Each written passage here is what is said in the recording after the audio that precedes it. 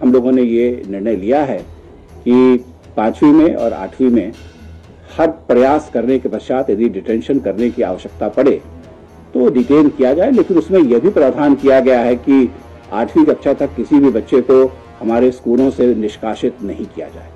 तो हम एक्सेस तो चाहते हैं, लेकिन राष्ट्रीय शिक्षा नीति के तहत हम ये भी चाहते हैं कि हर बच्चे का लर्निंग आउटकम कहीं बेहतर हो, उम्दा हो, और इसको प्रयास में लाने के लिए वैसे बच्चों के लिए जो पढ़ाई में शायद किसी कारणवश उतने अच्छे नहीं हैं, उस पर विशेष ध्यान भी दिया जा सकेगा। और ये रूल्स में जो बदलाव लाए गए हैं, इससे ये संभव हो सकेगा। तो मैं समझता हूँ इससे हमारे सभी बच्चों के लर्निंग आउटकम्स को हम बेहतर बना पाने में सफल हो पाएंगे। অষ্টম শ্রেণী পর্যন্ত ফিরছে পাশ ফেল, ফের দিতে হবে পরীক্ষা, নিয়ম বদলান শিক্ষা মন্ত্রক।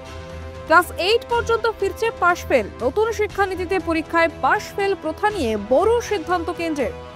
অষ্টম শ্রেণী পর্যন্ত ফেল না করানোর নীতি প্রত্যাহার কেন্দ্রীয় সরকারের। পঞ্চম ও অষ্টম শ্রেণীতে হবে পাশ ফেল মূল্যায়নকারী পরীক্ষা, পাশ করতে না পারলে ফের দেওয়া হবে সূচক, তবে স্কুল থেকে বহিষ্কার করা যাবে না বলেই জানালেন কেন্দ্রীয় শিক্ষা সচিব সঞ্জয় কুমার। জানা গিয়েছে পঞ্চম ও অষ্টম শ্রেণীতে পরীক্ষায় অনুত্তীর্ণদের ফের পরীক্ষায় বসতে হবে, 2 মাসের মধ্যেই ফের পরীক্ষা নেওয়া হবে অনুত্তীর্ণদের। এরপরেও যদি তারা অকৃতকার্য হয় তাহলে সেক্ষেত্রে গোটা বছরই ফের একই ক্লাসে পড়তে হবে তাদের। যদিও শিক্ষা মন্ত্রক জানিয়েছে ক্লাস 8 পর্যন্ত না পড়িয়ে ইচ্ছাকৃত কোনো ছাত্রকে স্কুল থেকে বহিষ্কার করা যাবে না।